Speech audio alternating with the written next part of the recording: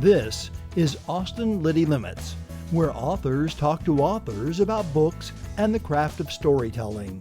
Sponsored by Blue Ink Review, because typing the end is just the beginning. Find out more at blueinkreview.com.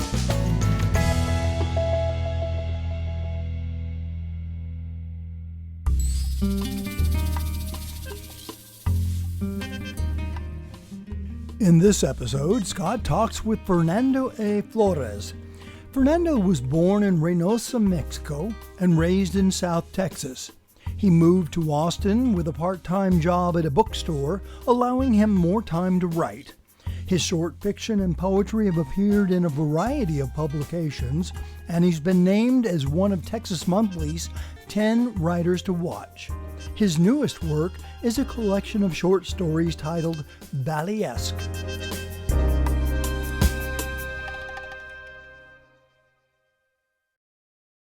Welcome to the show, Thank you so Fernando much. A. Flores. How are you doing, Fernando? Good, Scott. Thank you for having me here finally after I think we tried to do this for a few years. I think you asked me to do this when I didn't have a book out or something, and I was just probably tired from doing things. So I'm glad it lined up. I think I told you, I'm like, when the next book comes out, let's do it. Yeah, it was after Truffle Pig came out, and we had talked at Malvern Books a little bit. Oh yeah. And then Truffle Pig came out, and I had talked to you about it, and you said, yeah, after the next one. So that was like a year and a half ago, maybe. Yeah, totally. That was a little bit ago. It was a little bit ago, definitely, for sure. Right. So this new collection, Valleyesque, a lot of these stories have appeared in other journals. So how'd you go about, compiling all of these and coming up with the order? Because it seems pretty cohesive, although I know you wrote this over a long period of time, these different stories. So how'd you go about doing that? When it comes to putting it together, let me think about it. Like in September of 2019, I went to New York for a bit and I got to talk to my publisher. And my publisher asked me if I had short stories. And I had a few, but not enough for a book. I probably had like 5 or 6, maybe 4 or 5. So this was a few months after Truffle Pig had come out. And I never really thought that possibility of publishing a short story collection at the time. I always heard that, you always hear that nobody wants to publish them. But the fact that my publisher asked me about it made me really think about it, seriously. And when I got back to Austin, this is September 2019, I started this. I was like, okay, I'm gonna finish a collection of stories. I was like a quarter of a way through a novel, so I was like, I didn't see myself finishing the novel anytime soon. So I told myself, if I'm gonna finish a book next, it's gonna be a collection of short stories, because I can see myself. Those 5 or 6 stories that I had were about 20,000 words, 18 to 20,000 words, and my goal for a short story collection was, I think, between 40 and 50,000 words. Yeah. So I was like, okay, I'm halfway there. So, and I typed down the titles of my stories, and I looked at the order, and I thought about what kind of stories they each were, and and I just thought about what kind of stories that I could write. And I had a few like intros to stories and a few scattered things here and there. So it just kind of pushed me to finish already started kind of stories and solidify ideas that I have half baked, So by February, late February, early March, I finished the collection. So I want to say, so maybe that's like 6 months. It was 6 months of seriously working on it and putting it together and figuring out the title and the order of the stories and how many stories I wanted. At first I thought I wanted 12, and then 12 seemed like a weird number. So I was like, I wanted 14. 14 was my goal. I was like, and I didn't have that last story. I was like, I don't know. So in the end, I was like 13. I looked at the stories and it just didn't feel right. The balance of So I don't know. So I wrote that last story. The last story that I wrote for the collection is the Ropa Usada story about the young woman who goes to the used clothing kind of Yeah. warehouse and has this kind of like weird like Alice in Wonderland kind of experience down there. And I wrote that like in 3 days. In 3 days, I wrote that I had the first paragraph of that story written down in a notebook somewhere, and I realized really fast what it was, what the story was, and in 3 days I just wrote the whole thing. And then I put it in there, and then I sent it to my agent in that order. In the order that it was published, that I sent it to my editor and my agent is the way it was published in the end, Right. So it was like a project. It was a whole project, really. Yeah, I got a couple comments about the first story and the last story. So the first story, which is like the weirdest job interview ever. Yeah. It kind of seemed to me like this is a palate cleanser for the rest, because its tone compared to the rest of the stories is very different. It's just really bizarre. It's kind of nonsensical almost. Yeah. And then you realize, oh, that was pretty bizarre. And then the other stories happen. And then the last story, which you mentioned is kind of like an Alice in Wonderland style story. I was really taken by that story a lot because you had these beautiful metaphors in there, and then the metaphors actually turned into that's where she's traveling in the story. The story morphed that way. And so were you thinking that way when you were writing that, or was it from the No. start, this is going to be, she's going into a trippy land in this pile of clothes? Yeah, I knew that the Ropa Usada warehouse was gonna be this other world that didn't really, the rules of our world weren't really gonna apply in there. It was gonna it was like going into a portal. And anybody who's ever been to one of these, that's how I feel when I'm in there. I grew up going to these different types of places. You just see pallets and pallets of clothing everywhere, and people on these like hills of clothing picking through clothing. So these images, I just did something with these images that seemed not appropriate, but congenial, I guess, to reality, I guess, to these memories and to these social realities, that we live in. So every once in a while I'm driving down the road, or you see like a huge flatbed with a bunch of pallets on it, and it's just a bunch of compacted clothes. Just like, wow, just a bunch of clothes compacted in giant cubes. So yeah. So in that first story, was actually, I wasn't gonna put it in there. That was the last addition to the collection. I didn't, originally it seemed, all the things that you said about it were the reasons why I didn't want to put it in there, Right.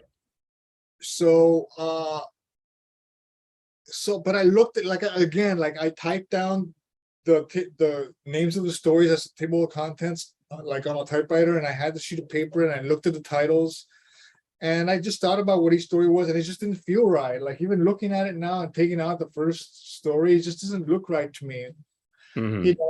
So I put it back in there. Okay, so I was like, if I'm gonna put this story in there, it's gonna be the very first story to get it out of the way. Right. And I thought about my editor reading it, or my agent reading it, and them reading it, somebody reading it being like, that's super weird. I hope the rest of the book is not like that. and it's not, Right. And I think that story works because it's like a page and a half. It's like, it's just a page and a half, 2 pages.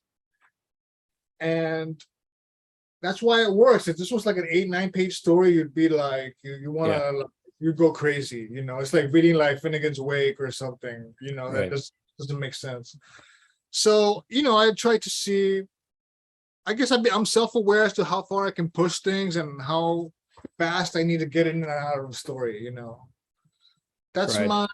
that's my goal every time I write a story. Like, how fast can I get out of here?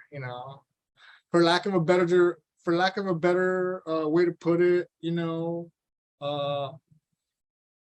it's like robbing a bank. Like, you get in and out as fast as possible. You're just gonna walk out there with the money. And that's what I mean. Every short story is a bank robbery to me. And you're like, how am I need to get in and out of here as fast as possible. Even with a novel, even if your novel is like 100,000 words, which is my next novel, is 100,000 words, and I'm like, I couldn't have gotten out of here faster than 100,000 words. Wow. I wish I could have, but I can't. I guess a story tells you how long it's gonna be. Right. So who do you think's the master of writing short stories? I don't think there can be really one like person on top of the hill, who can say that they're the best. That's something that can be so subjective. Sure, but who pops to your mind Personal. first when I say short stories? And I think, that I'm always changing. Like the person who I thought was a great short story writer when I was 24, 25, I'm sure it's not the same person who I would think that today. Like, I think by now I've read enough that I don't think that there's one person. And plus, I like so much different kinds of writers and writing. Like, just because I haven't been able to write a realist story, a realist novel. Actually, that's not true. There's a couple of stories here in the Valleyesque that are straight up realist and starkly realist stories. And if I could write it like a realist novel, I would, but I just haven't had that dialogue with a story where I would have been able to. Right.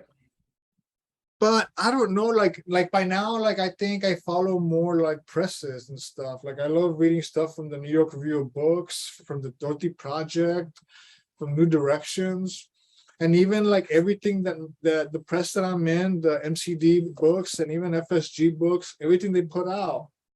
I love everything, a lot of the stuff is really, really mind blowing to me. Everything my editor puts out, I read, I think it's very important. I'm very lucky to be with this imprint, So that's how I view things now. There's a lot of authors who I really admire and respect, dead and alive, and I like to take little bits of lessons from all of them, from everything that I end up reading, Right. So one of my favorite stories in your collection is You Got It, Take It Away. And what I love about this story is that it seems to have almost everything you do in one story. So there's some humor, there's a bit of sci-fi, there's some talk about alcoholism, there's some border culture talk, there's some family discussion. The dad has a brother, I believe, or the aunt and uncle of Raphael are undocumented. So there's discussions of that. Writer lifestyle. Would you consider Raphael to be kind of like your alter ego? Maybe like an exaggeration of who I am, maybe but I don't really think about that when I write a story. It just came out a certain way. Sometimes I realize, or somebody points out to me, like somebody pointed out to me that a few of these stories will have a protagonist that is kind of like the protagonist in this story, and that deals kind of with like a neighbor type figure. And they're right. There's like a few of them. There's probably like 3 or 4 of them that are kind of like this. Maybe it comes from living in the East Side for a long time. Right. And being close to neighbors and hearing everything and not having like central air conditioning and having to have your door open and stuff and hearing everything, and just having these types of dramas in everyday life, and I guess just normal relations with people, So yeah, I like that story a lot too. That story, I'm able to read every one of these stories in a detached manner where I forget that I wrote them. And I read that story recently and I was really happy with that story. I think every time that I wrote one of these stories, I thought it was the best story that I was ever writing. And that's how I gauged this collection. I was like, if I wasn't passionate about the story that I was working on, I wasn't going to put it in there. And I had a few stories that just didn't make it in there because I wrote them and I was like, there's something in there that these stories don't have that these stories do have. Right. So every time I sat down and wrote one of these, I was like, I've never done anything like this. And I think I'm doing something that I've never done that really pushes me. And therefore, I think that I'm doing the best thing I've ever done, because of these reasons, Right. Do you think Raphael has empathy for Lewis, or you think he feels sorry for him? I mean, yeah, of course. I mean, I've lived next to problematic people, a lot in my life. And It's impossible to just hate people. I think that you live I know. next, I don't Even with know. that casual kind of racism, like the no way Jose kind of stuff. Sure, but these things, if you grow up around these things, these are just things that you live around, and yeah, you live and work around. I don't know. There's a part in there where I mentioned that Raphael and the neighbor need to get together to complain about the plumbing to the landlord. That's Right. you have to do with people who you disagree with or whatever.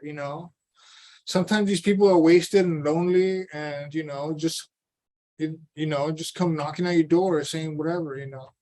And these are the little moments, I guess, I tried to that were interesting to me. They were interesting to me in the story that I've never seen. I wanted to also like deal with conflict a certain way. Conflict. I really thought about, like Sarah Schulman's book, Conflict is Not Abuse. These ideas of conflict in literature, how a lot of people avoid conflict in literature.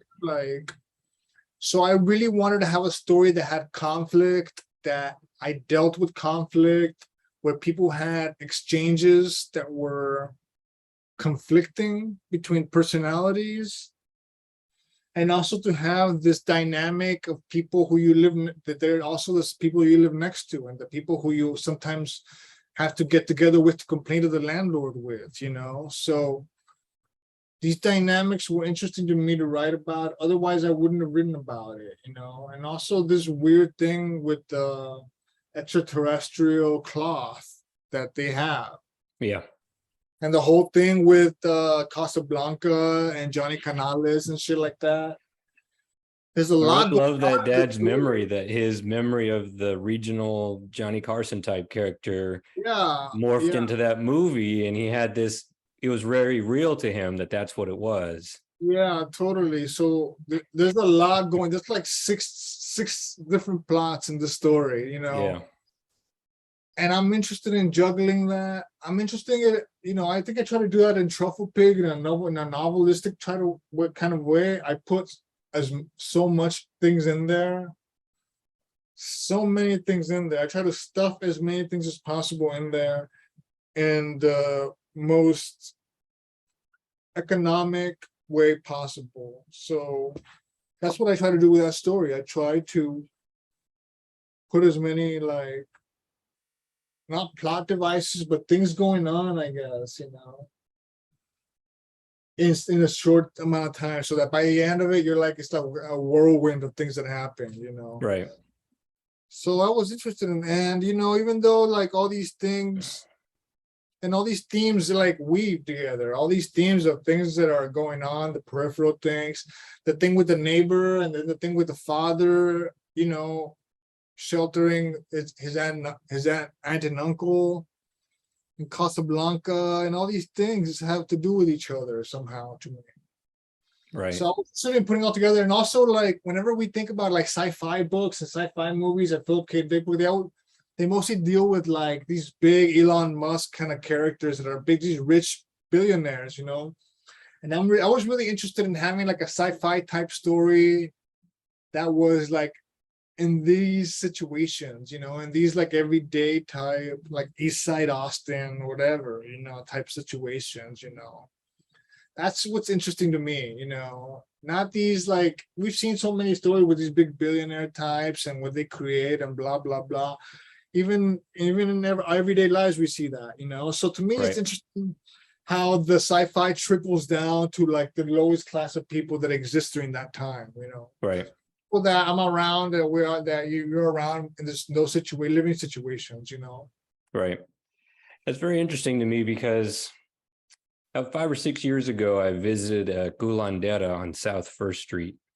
Oh. And I remember going in there. And of course, when you first go in the shop, it's kind of like a head shop, right? Except with Virgin Marys around. And then when I went to meet the Culandera, he was in an office in the back. But it was like the most rundown, crappiest office.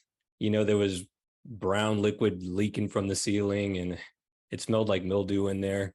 And I thought, this is really the most bizarre. Like, I stepped into the most bizarre situation literally 2 blocks from downtown Austin, you know. Yeah. And I thought it was very fascinating that, you know, you can just do that. And Yeah. some people think that there's not weirdness around, but there really is. Like you can go anywhere and discover some weirdness. Oh yeah. All everywhere, all time. Right. So I'm like, I don't know. I'm interested in capturing, I don't know, these little moments. I'm like, well, at least in this collection, I was interested in capturing these minor characters in our everyday lives, and also to balance them with these major figures. That's why there's people like Lee Harvey Oswald or like Chopin, Yeah. or like who else? Emilio Zapata, Emiliano Zapata. I'm sorry. And I was just really interested in maintaining like this balance between these everyday kind of weird mythologies that exist that only like exist within the neighborhood or a confined area, and then the mythologies of like Emiliano Zapata and Lee Harvey, like these like figures, these actual figures that people still put on T-shirts, or like that they still exist in our collective unconscious and exist somehow in this area we call storytelling, even if it's just like oral or through graffiti and stuff like that. To me it's still storytelling. Right. That is interesting. All right. Well, this is the final part of the show. It's our lightning round. We ask these I'm 10 not really questions. good at, you send me the questions, but I always choose not to look at things That's because fine. it's always better for me to do this. But I'm not really good at like game type things. I just want to give a little disclaimer there. So Okay. But go. If it goes off the rails, it's okay. So Okay. this isn't this isn't our concept, but we took it from the Inside the Actor studio, but they stole it from Bernard Pivot, who stole it from Marcel Proust. So Fernando A. Flores, are you ready for the lightning round? Okay, let's do the lightning round. All right. What's your favorite word? Oh man, favorite word. Yeah. Because I'm an immigrant and stuff like that, like words are like weird to me. I can't really I can't play Scrabble, like I can't play like word games because like I can't see words as like games or like favorite things.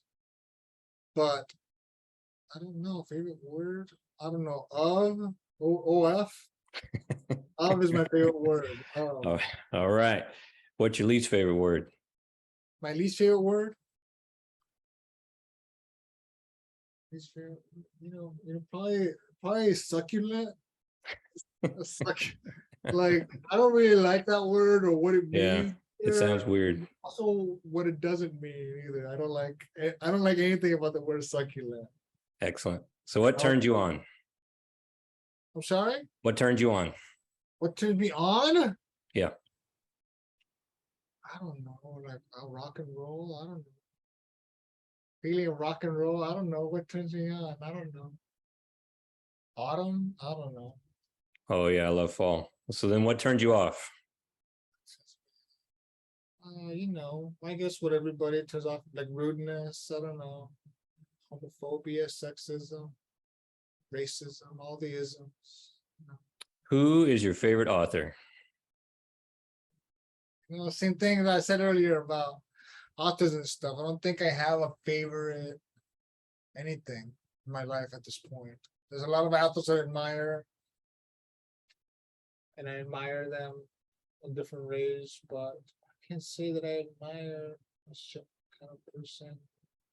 I admire people, what they did, like Victor Serge, the Soviet writer that died in Mexico. He wrote a lot of really important texts, and I admire who he was as a person his entire life. But I wouldn't say that he's my favorite writer, but I would say that he's probably one of the most interesting writers of the 20th century. Excellent. That is sung rather unsung. I don't know. Right. So what's your idea of happiness? Idea of happiness? I don't know. Everybody paying their bills and not having to struggle with stupid stuff like that, or like health stuff. And You know, the things that we all of us worry about all the time. Yeah. So that's my idea of happiness. Nobody having to worry about any of these things ever. So if you could be a character from a well-known novel, who would that be? Oh man, I don't want to be any of those people. Who would want to do that? No. You'd be Heck no. surprised. A lot of people want to be Charlie Bucket, or they want to be, No. Scout. Don't be Scout. Don't be Scout anybody. Don't be Boo Radley. Let me see who's cool out there. Who's cool? I can't think of who. There's got to be at least one cool person. It's not Odysseus for damn sure. Oh, I don't know. Who's cool? Oliver Twist is not cool. No, not cool. Nobody ever said, Oliver Twist, he's cool. Nobody ever said that. Damn, I don't know. What about you? Who do you want to be? When Larry asked me this question, I told him I wanted to be whoever was the protagonist in my next story, because Yeah. I get so into it, and sometimes I get kind of sad when I'm done in a project. And I really couldn't think of someone from literature, because most of the time, something bad happens to these characters. And Totally, that's what I'm saying. Like, who in their right mind would say, I don't know. Right. So I'm like, I don't know. It's All right, well, we can put a pass on that if you want. It's bad to emulate characters in novels. I know. If you do it, you're doomed. Don't do it. Don't do it, everyone. What profession other than your own would you want to attempt? I don't know. Attempt. That's a crazy word there. Attempt. What profession? I don't know. I hate professions. I don't think that I ever aspired to as writing as a profession. I think I aspired to writing more like a horse player aspires to win at the horses. So I never really saw myself as I aspire to be a writer as a profession. So to me, I'm still aspiring to be a writer as a profession. I publish books and stuff like that, but I have to do other things primarily to survive. Right. So writing, you don't become a writer. I think that, you write, you publish books, but you don't become a writer until the last moment, until you give up the ghost. It isn't until you die that you become a writer. Nobody ever becomes a writer. We struggle in this world to become writers. Even we publish books to try to become writers. But in the end, we don't really become writers until we die. And then people get to decide, or time decides whether we're writers or not. Right. So that's what we're all trying to do, trying to be writers. And it's not really up to us to decide. So what profession would you least want to do? What job really turned you off? What profession would I least want to do? I think I've already done those things, who wants to like be in the middle of a lunch rush and be told, dude, that the fucking urinal is clogged up again, or the toilet is clogged up. And then you're like, shit. And then you look at your coworker and one of you needs to do it. And you're like, fuck. and so like, I don't miss these moments. I don't miss these moments in time. I don't want to say I had the worst jobs ever. I had terrible moments in jobs just like anyone else. So I've done the jobs that I at least wanted to do. And I've been okay with it when I was doing it, but I'd never go back and do any of those things. All right.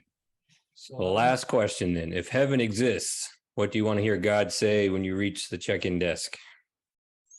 Oh man, the chicken desk? The check-in desk, you're ready to check in. Yeah. What is the chicken desk? I'm like, wow. That would be interesting. God. There's so many other ifs other than the if heaven exists here. like if heaven exists, there's somehow a check-in desk. It seems kind of cruel to, I'll be like, you know what? I get it now. Like, like there's like a checkpoint here. I'm like, I get it. You put a little checkpoint here, for the people, for the Mexicans here to cross back and forth or whatever. I get it now. All right. Right. Little toll booth here. I gotta show an ID now and shit. Now I'm dead, Bureaucracy, we never get rid of bureaucracy, even in the afterlife. I'd be so pissed. So heaven's the border patrols at heaven, huh? I'd be like, who are you? You're doing this? There's a check-in desk here. What the fuck is this? Where am I? I don't know. I'd have so many questions that I couldn't even begin to articulate what my first one would be. Excellent. Well, Fernando A. Flores, excellent book, Valleyesque. Thanks for being here. Yes, sir. Thank you so much for having me, Scott. What a ride this was.